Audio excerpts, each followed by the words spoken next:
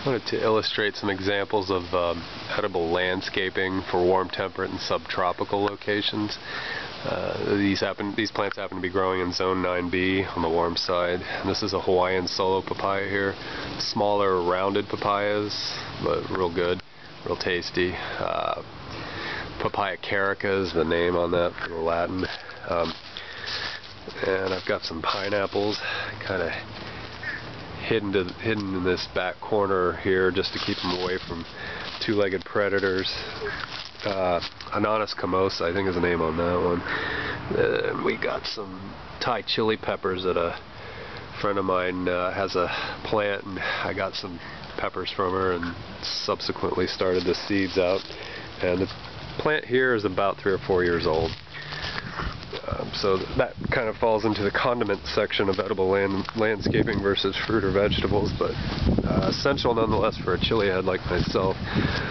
This is Merciaria caulifera, the Jaboticaba, one species of Jaboticaba. There's other Merciaria that make Jaboticabas, and the caulifera is pointing out the fact in the species name epithet that the fruit actually comes right off the stalk of the plant. So highly regarded by Brazilians and anybody else that's tried them, I would think.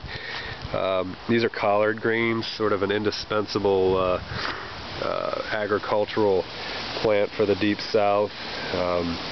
Absolutely delicious, cruciferous, quite gregarious. You can see these are old too. These plants are probably 3 years old.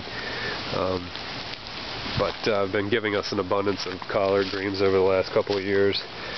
So I can't loud enough praises on these things. Really good stuff.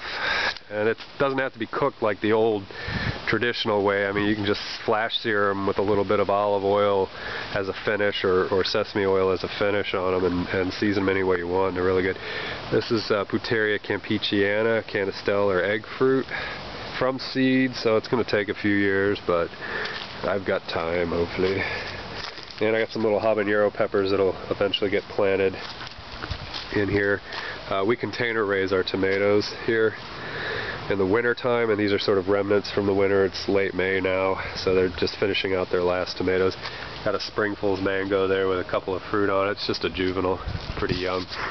Over here is Eugenia brasiliensis, or grumachama. I got to cut some of the canopy away from the overhead just to get more light on this thing, so it has a better chance of being happy. But excellent, delicious fruit. These papayas are volunteers. They're quite prolific in volunteering, and so you got to watch the males so you don't get too much seed action. This is a Mysore banana here. Just threw out a nice clump of bananas of hands there.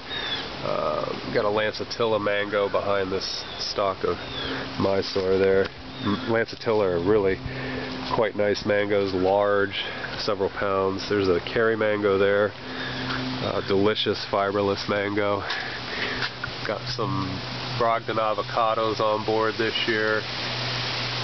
Only a couple, but I highly recommend that you get the grafted cultivars of self-pollinating avocados, because there's a whole alpha and beta pollinator thing with disparate anthesis and so forth, so it's best just to stick with a grafted cultivar. These are oh god, the names escape me now. Namwa bananas, sorry.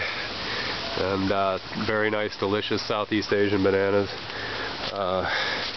Here's a Monstera deliciosa here growing up the tree. Let me get this thing of wood out of here. Ceramon, I believe is what they're called. They kind of remind me somewhere between corn on the cob and a pineapple. They look like corn on the cob a little bit, and they taste a little bit like pineapple, and they're kind of a decorative plant too, if I can get this away from there. Anyway, Monstera deliciosa, nice little novelty fruit plant.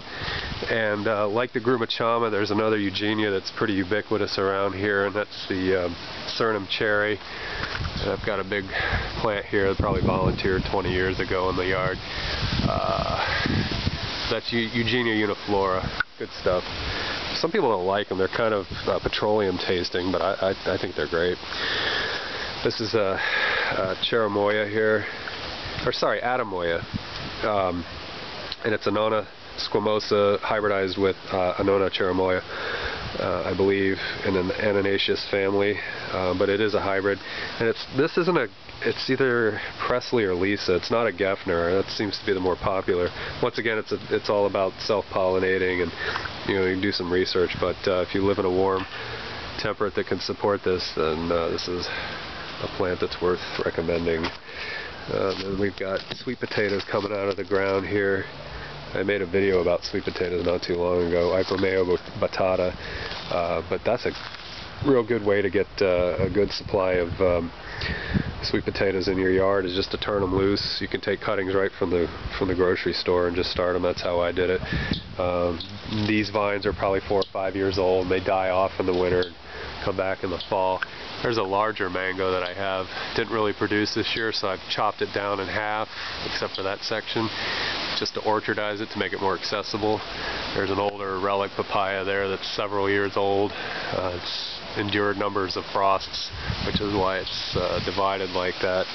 And also I have a oh, and the green papayas are great. There's a couple on the ground I should pick up. They're good for salads. And then lastly, I have a little Persian lime that I treated myself to this year and stuck that in the ground. So anyway, just a quick roundup of any of the subtropical edibles that I have. It's a fitting concept for this day and age, health-wise and economic-wise. So anyway, that's my edible landscaping tour.